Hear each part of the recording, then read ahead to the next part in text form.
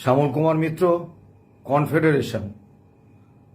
গতকাল যাদবপুর নিয়ে একটি ভিডিওতে আমি প্রথমেই বলেছিলাম যে আজ 25শে আগস্ট বকেয়া ডিএ সংক্রান্ত সর্বশেষ যে তথ্য সেগুলো আপনাদের সঙ্গে শেয়ার করব। তা গত 1 জুন এবং মাননীয় মুখ্যমন্ত্রীর সঙ্গে বৈঠকে এবং গত 14ই আগস্ট মাননীয় অর্থ সচিব তার সঙ্গে বৈঠকে আমরা অত্যন্ত সুনির্দিষ্টভাবে অন্যান্য বিষয়ের সঙ্গে গ্র্যান্ট ইন এইড ইনস্টিটিউশনসের কর্মরত এবং অবসরপ্রাপ্ত কর্মী, ওয়ার্ক চার্জ কর্মী, ডেলি রেটেড কর্মী যারা এনভিএফ, হোমগার্ড, তারপরে সিভিল ডিফেন্স ইত্যাদিতে কাজ করেন এবং সরকারি চুক্তিকর্মী, এরা কেউ এখনো পর্যন্ত বকেয়া ডিএর 1 নয়া পয়সা পাননি এবং সরকার কমপ্লায়েন্স রিপোর্টে সুপ্রিম কোর্টে এই গ্র্যান্ট ইন এইড ইনস্টিটিউশনসের কর্মরত এবং অবসরপ্রাপ্ত কর্মীদের এই রায় কার্যকর করার আওতার বাইরে রাখার জন্য আবেদন করেছেন। স্বাভাবিকভাবে 14ই আগস্টের বৈঠকে আমরা বিষয়গুলি তুলি। তা প্রভাত কুমার মিশ্র মহাশয় আমাদের বলেন যে গ্র্যান্ট ইন এইড ইনস্টিটিউশনসের কর্মরত এবং অবসরপ্রাপ্ত কর্মীদের সরকার এপ্রিল 2008 থেকে ডিসেম্বর 2019 পর্যন্ত বকেয়া ডিএর বা ডিয়ারনেস রিলিফের টাকা দেবেন। সরকারের সদিচ্ছা রয়েছে, এজন্য মিটিংও হচ্ছে, কিন্তু তাদের সার্ভিস বুকগুলো সব ম্যানুয়াল এবং অন্যান্য কাগজপত্র এত ছড়িয়ে ছিটিয়ে আছে যে সেগুলোকে সম্মিলিত করে তাদের হিসেব প্রস্তুত করাটা খুব কঠিন হয়ে যাচ্ছে। তা আমি তাকে প্রশ্ন করেছিলাম দুটি বিষয়। একটি, যে আপনারা যদি গ্র্যান্ট ইন এইড ইনস্টিটিউশনসের কর্মরত এবং অবসরপ্রাপ্ত কর্মীদের এই বকেয়া ডিএর টাকা দেওয়ার সিদ্ধান্ত নিয়েই থাকেন, তাহলে সুপ্রিম কোর্টের রায় 5ই ফেব্রুয়ারি 2026 যে রায় হয়েছে, সেই রায় কিন্তু শুধুমাত্র রূপা 2009 মধ্যেই সীমাবদ্ধ। ষষ্ঠ রাজ্য বেতন কমিশন বা সপ্তম রাজ্য বেতন কমিশন বা পরবর্তী রাজ্য বেতন কমিশনের ক্ষেত্রে এই রায়ের কিন্তু কোনো কার্যকারিতা বা কোনো প্রভাব নেই। তাহলে আপনারা যদি আইনি অধিকার হিসেবেই 5ই ফেব্রুয়ারি 2026 রায় কার্যকর করার আওতার মধ্যে রেখেই যদি গ্র্যান্ট ইন এইড ইনস্টিটিউশনসের কর্মরত এবং অবসরপ্রাপ্ত কর্মীদের এই টাকাটা দিয়ে দেন, তাহলেও আপনাদের খরচ করতে হবে অর্থ। আবার ভলিটেশন বা দয়ার দান হিসেবে যদি আপনারা দেন, তাহলেও আপনাদের খরচ করতে হবে।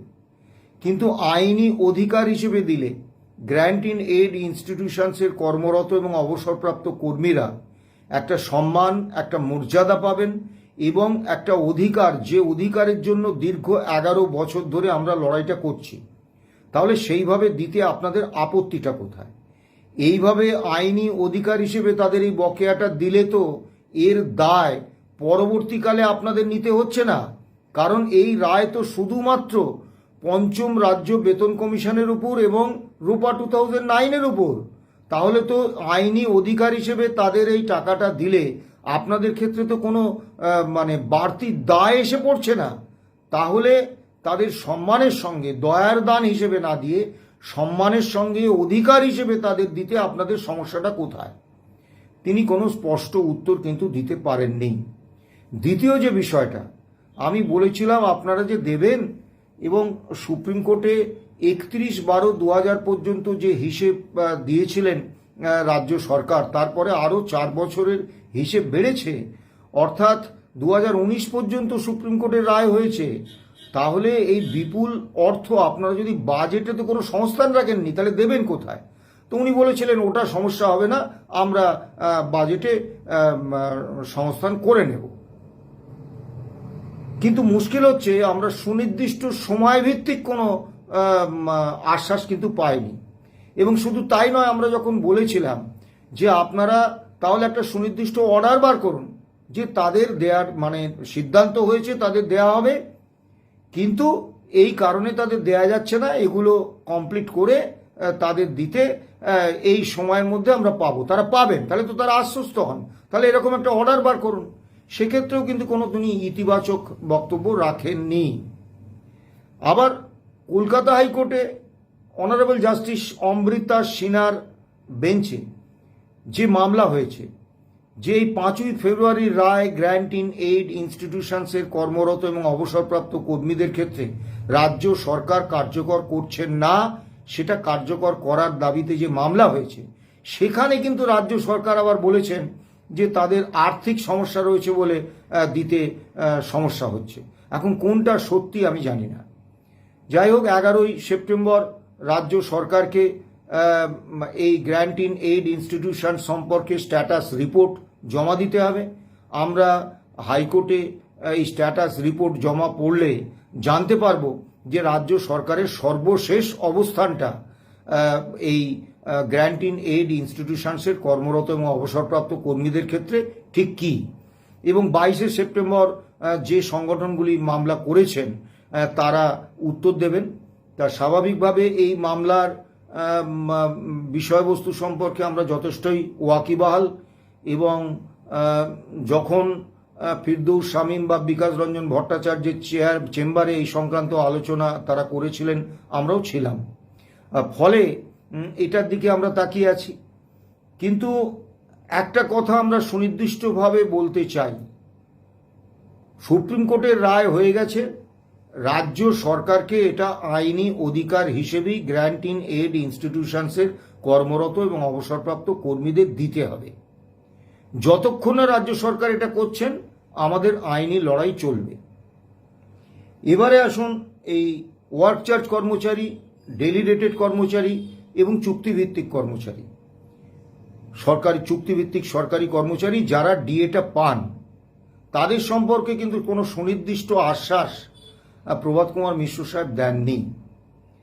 তা আমরা তাকে বলেছিলাম, এবং তিনি ডেলি রেটেড কর্মচারীরাই বকেয়া ডিএ পাবেন কিনা এ নিয়ে তার মনে সংশয় আছে বলে আমাদের মনে হয়েছিল।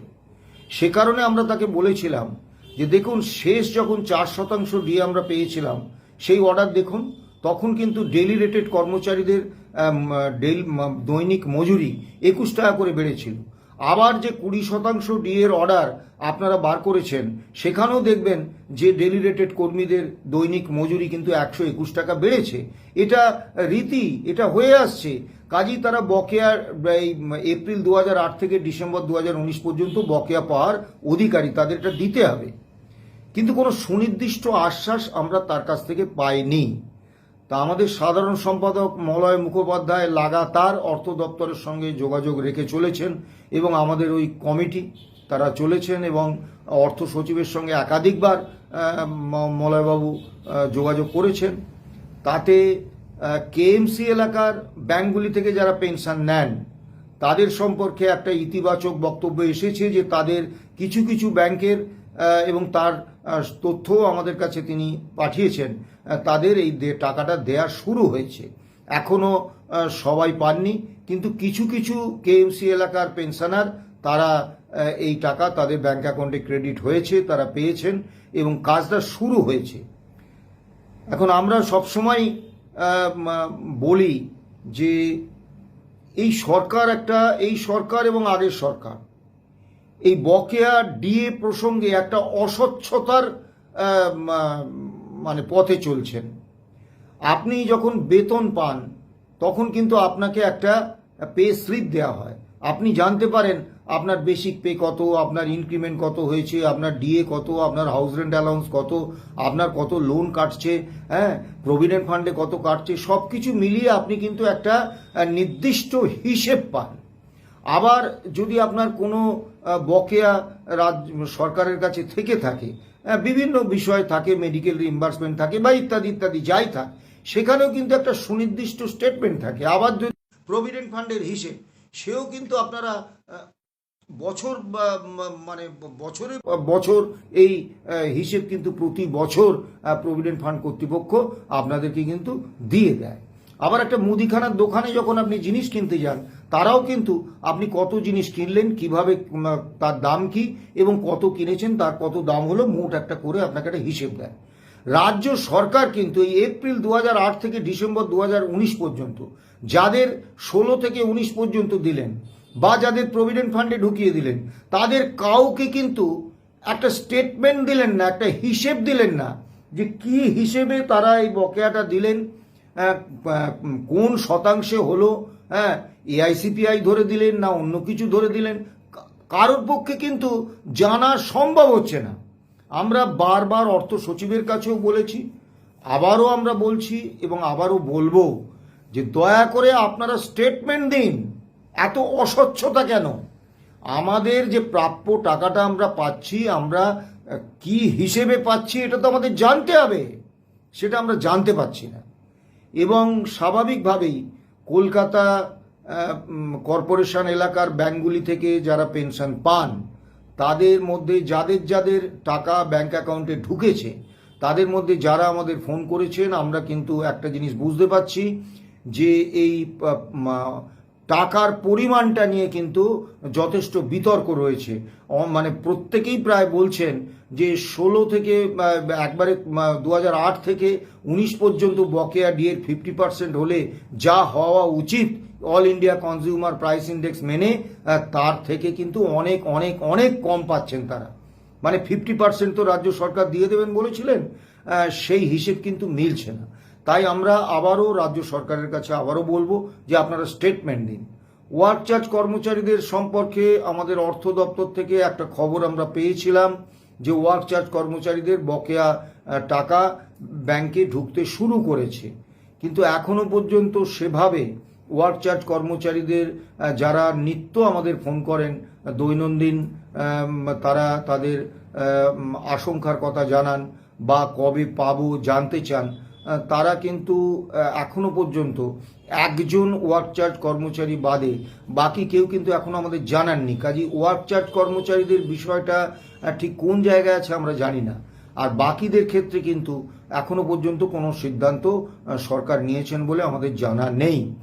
আমাদের প্রাপ্তি এইটুকুই যে কেএমসি এলাকার পেনশনারদের ব্যাংক অ্যাকাউন্টে টাকাটা ঢুকতে শুরু করেছে, কিছু মানুষ পেয়েছেন। আমরা আশা করছি অন্তত মাননীয় অর্থ দপ্তরের additional chief secretary Prabhat Kumar মিশ্রের বক্তব্য অনুসারে আমরা আশা করছি যে এবার প্রত্যেকের অ্যাকাউন্টেই ব্যাংক অ্যাকাউন্টেই টাকাটা ঢুকে যাবে। কিন্তু হিসেবের ভুল বা অন্যান্য বিষয় নিয়ে আমাদের লড়াই জারি থাকবে এবং মালহোত্রা কমিটি যেদিন আমাদের ডাকবেন আমরা নিশ্চয়ই সেখানে গিয়ে এই সমস্ত বিষয় উত্থাপিত করব। আমরা একটা কথা সুনির্দিষ্টভাবে বলতে চাই, সেটা হচ্ছে আমরা যেমন গ্র্যান্ট ইন এইড ইনস্টিটিউশনসের কর্মরত এবং অবসরপ্রাপ্ত কর্মীদের এই বকেয়া ডিএ এবং ডিয়ারনেস রিলিফের টাকা আইনি অধিকার হিসেবেই যাতে তারা পান, তার জন্যই আমরা লড়াইটা করব, দয়ার দান হিসেবে নয়। 2 নম্বর, ওয়ার্ক চার্জ, ডেলি রেটেড এবং চুক্তি নিযুক্ত কর্মী, সরকারি কর্মী যারা ডিএ পান, তাদের জন্য আমাদের লড়াই জারি থাকবে। কেএমসি এলাকার কতজন পাচ্ছে আমরা নজর রাখছি এবং যদি দেখা যায় যে আবার কোনো জটিলতা সৃষ্টি হয়েছে, আমরা নিশ্চয়ই সরকারের অর্থ দপ্তরের সঙ্গে আমরা যোগাযোগ করব। আমরা চেষ্টা করছি, কিন্তু আগেই আমি বলেছি, বহুবার বলেছি যে পূর্বতন সরকার এবং বর্তমান সরকার কেউই সুপ্রিম কোর্টের এই রায়টা কিন্তু মানেননি। তারা পরিকল্পিতভাবে একটা বহুমাত্রিক জটিলতা তৈরি করেছেন এবং এমন একটা পরিস্থিতির মধ্যে নিয়ে গেছেন যে আদৌ কারা পাবে, কে পাবে, আদৌ সবাইকে দেবেন কিনা, এ নিয়ে কিন্তু একটা গভীর হতাশা, একটা সন্দেহ বাতাবরণ কিন্তু রাজ্য সরকার পরিকল্পিতভাবে তৈরি করে ফেলেছেন। আমরা এইসব চালাকিতে ভোলার পাত্র নই। 11 বছর ধরে যখন এই আইনি লড়াইটাকে আমরা টেনে নিয়ে যেতে পেরেছি, আগামী আরও যদি 2-1 বছর আমাদের এই লড়াইটা টেনে নিয়ে যেতে হয় আমরা যাব, কিন্তু অত্যন্ত সুনির্দিষ্টভাবে বলছি all India consumer price index মেনে রোপা 2009-এর যে কনস্টিটিউশনাল কমিটমেন্ট, সেই কমিটমেন্ট অনুসারে রাজ্য সরকারি কর্মচারী, গ্র্যান্ট ইন এইড ইনস্টিটিউশনসের কর্মচারী, ওয়ার্ক চার্জ কর্মচারী, ডেলি রেটেড কর্মচারী এবং যারা ডিএ গেটিং চুক্তিভিত্তিক কর্মচারী এবং প্রত্যেকের জন্যই কিন্তু আমাদের লড়াই জারি থাকবে এবং সকলে একইভাবে তারা যাতে এই আইনি অধিকার হিসেবে এই বকেয়াটা পান তার জন্য আমাদের আইনি লড়াই জারি থাকবে এবং আন্দোলনও বজায় থাকবে। আরেকটি বিষয় আমরা অর্থ সচিবকে বলেছিলাম, এখনো পর্যন্ত আজকেও ভিন রাজ্যে যারা বসবাস করেন আমাদের রাজ্যের পেনশনার, তারা কিন্তু আজও এই বকেয়া পাননি। আমরা আবারও মাননীয় অর্থ সচিবের সঙ্গে যোগাযোগ করব, কারণ এই সংখ্যাটা খুব বেশি নয়। তারা ভিন রাজ্যে আছেন, ভিন রাজ্যে দেশের বাড়িতে চলে গেছেন, ফলে তাদের আতঙ্কটা আরও অনেক বেশি। তারা সরাসরি এসে তাদের দপ্তরে বা এতে যোগাযোগ করাটা তাদের পক্ষে সম্ভব নয়। তারা পেনশনার, তাদের বয়স হয়েছে। আমরা রাজ্য সরকারকে বলেছি এবং আবারও বলবো। তবে একটা বিষয় আমি অত্যন্ত স্পষ্টভাবে বলে দিতে চাই, পূর্বতন সরকার এবং বর্তমান সরকার কেউই সুপ্রিম কোর্টের এই রায়টা মানেননি। পূর্বতন সরকার বহুমাত্রিক জটিলতাটা তৈরি করেছিলেন 100% নিউট্রালাইজেশনের নামে, তথাকথিত স্টেট বেসড সিপিআই একটা তৈরি করে আমাদের প্রাপ্যের থেকে 57% কম দিয়েছিলেন।